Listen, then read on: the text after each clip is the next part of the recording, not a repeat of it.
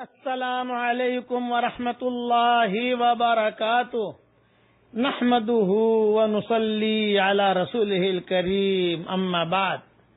آج کا سبق سن لیجئے۔ ایک مرتبہ مسجد نبوی میں حضور صلی اللہ علیہ وسلم نے جو صحابہ صفہ پر تھے ان کو کھانے کے لیے بلا لیا۔ ام سلمہ رضی اللہ تعالی عنہ کے مکان پر تھے حضور صلی اللہ علیہ وسلم۔ سارے صحابہ آ گئے، کھانا کھا کے چلے گئے۔ عبداللہ بن مسعود رہ گئے۔ حضور صلی اللہ علیہ وسلم نے عبداللہ بن مسعود سے کہا کہ ارے عبداللہ تم بھی آ جاتے تو تم بھی کھانا کھا لیتے۔ عبداللہ بن مسعود نے کہا کہ حضرت مجھے تو پتا نہیں۔ تو آپ صلی اللہ علیہ وسلم نے باندی کو کہا کہ بھی جاؤ گھر جا کے پوچھو، اور عبداللہ بن مسعود سے کہا چلو میرے ساتھ، گھر میں کچھ ہوگا تو تمہیں بھی کھلا دیتا ہوں۔ اب جو ہے گھر پر گئے عبداللہ بن مسعود اور حضور صلی اللہ علیہ وسلم، اور باہر ہی سے آپ صلی اللہ علیہ وسلم نے فرمایا بھائی عبداللہ بن مسعود میرے ساتھ ہیں، گھر میں کھانے کو کچھ ہے؟ ام سلمہ نے کہا کہ حضرت کچھ بھی نہیں، سب ختم ہو گیا۔ تو حضور صلی اللہ علیہ وسلم نے فرمایا بھائی عبداللہ کچھ بھی نہیں ہے، چلو تم چلے جاؤ مسجد نبوی میں واپس۔ یہ واپس آ گئے۔ تھوڑی دیر کے بعد باندی آئی، اور باندی نے کہا حضور صلی اللہ علیہ وسلم بلا رہے۔ عبداللہ بن مسعود کہتے ہیں میں خوش ہو گیا، کھانا آ گیا اس لیے بلا رہے ہیں، شاید میں خوش ہو گیا۔ جہاں باہر نکلا تو دیکھا کہ حضور صلی اللہ علیہ وسلم بھی باہر کھڑے کسی جگہ جانے کے لیے۔ تو میں نے کہا یہ کھانا وانا تو ہے نہیں، اس کا مطلب بھوک لگ رہی تھی۔ حضور صلی اللہ علیہ وسلم نے ہاتھ پکڑا اور ہاتھ پکڑ کے کہا کہ چلو عبداللہ۔ اب میں چلا تو اس نے فرمایا پتا ہے کہاں جا رہے ہیں؟ میں نے کہا نہیں حضرت۔ میں نے کہا جنات تمہیں بیان کرنے کے لیے جا رہا ہوں۔ عبداللہ بن مسعود کہتے تھے کہ ایک طرف تو مجھے بھوک اور ایک طرف یہ ٹینشن۔ کہہ رہے آپ نے فرمایا جنات تمہیں بیان کے لیے جا رہا ہوں، تمہیں لے جا رہا ہوں ساتھ۔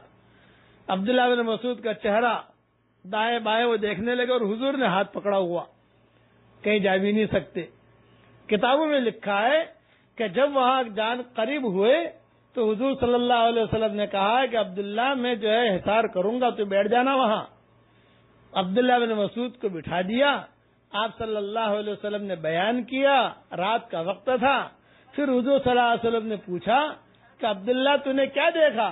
یوں کہا جی حضرت بڑی عجیب عجیب چیزیں دیکھی میں نے، بڑی عجیب عجیب چیزیں دیکھی میں نے، کہ صورتیں عجیب، اور ان کے کپڑے عجیب، اور ان کی لمبائی عجیب۔ پھر حضور صلی اللہ علیہ وسلم نے لمبا بیان کیا جناتوں کا۔ یہ مدینہ منورہ کا قصہ ہے، تفسیر ابن کثیر کے اندر یہ ساری تفسیر لکھی ہوئی ہے جو میں عرض کر رہا ہوں۔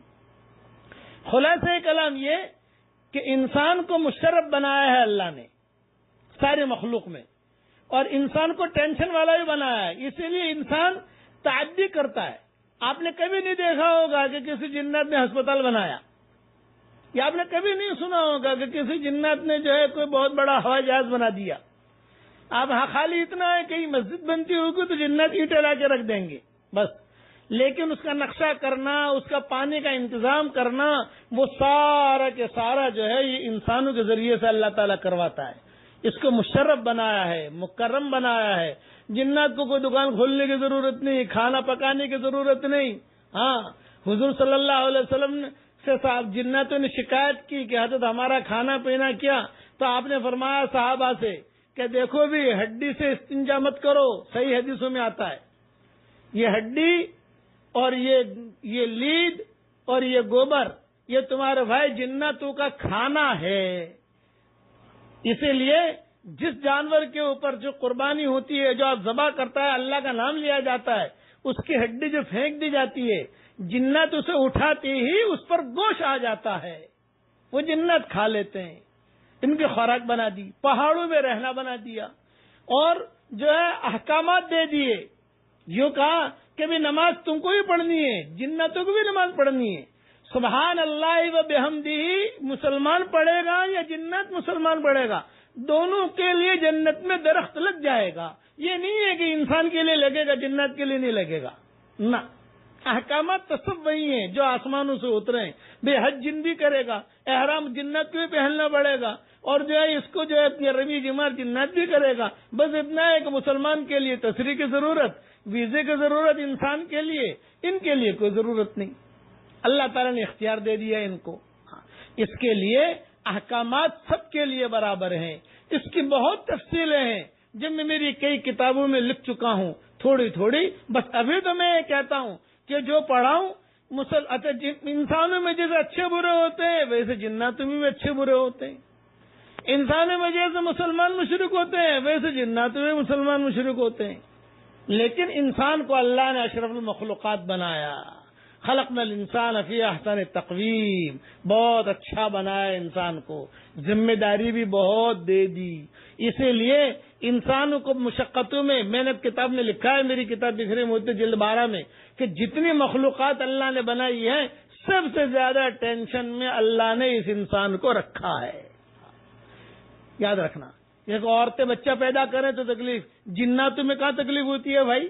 جناتوں کا کھانا الگ، ان کی ترتیب الگ، ان کی شادی الگ، ان کی ساری ترتیب الگ، ان کی عمریں اللہ نے لمبی کر دی، اور ان کو جو ہے یعنی کئی چیزوں کا اختیار دے دیا.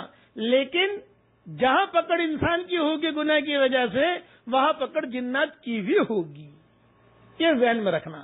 اب پڑھ لیجئے میرے ساتھ، لا الہ الا، جنات بھی پڑھیں انسان بھی پڑھیں، ثواب جنت کو بھی ملے گا انسان کو بھی ملے گا. یہ ذہن میں رکھنا.